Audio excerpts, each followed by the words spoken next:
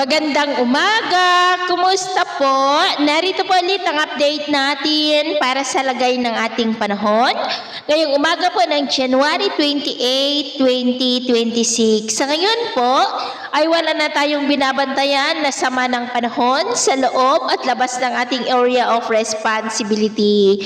Hanging amihan pa rin ang patuloy na umiiral lalo na sa Luzon at Visayas at may shoreline pa rin na nag-i-extend dyan po sa silangan ng Mindanao.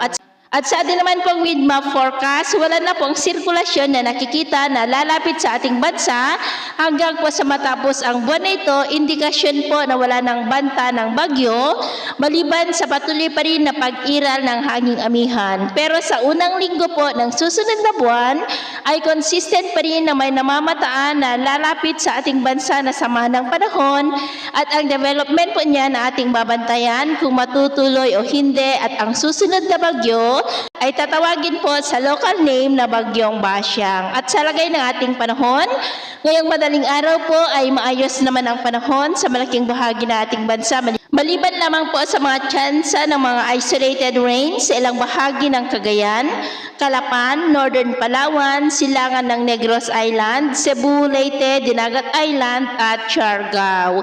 At mamaya ay sisikat naman po ang araw sa malaking bahagi ng ating bansa pero may tsansa pa rin ng maulap na kalangitan with isolated rains sa ilang bahagi ng Cagayan, Calapan, Cebu, Bohol, Leyte, Surigao del Norte, Holosulu at Tawi-Tawi. At mamayang hapon, mas maraming lugar po ulit ang makakaranas ng mas maulap na kalangitan with isolated rains, lalo na po sa ilang bahagi ng Northern Luzon at Mindanao, kaya mag-ingat pa rin tayo sa mga banta pa rin ng mga pagbaha at pagguho ng lupa. At sa atin naman pong mga baybayin, maalon pa rin po sa mga baybayin ng silangan ng Catanduanes, Northern Samar Seaboard, Eastern Samar Seaboard ng mga alon ay posibleng aabot hanggang po sa 1.8 to 2.3 meters height. Kaya hanggat maaari ay iwasan na po muna natin ang papalaot dyan sa mga may kulay pula para po mas makaiwas sa mga sakunang pangkaragatan.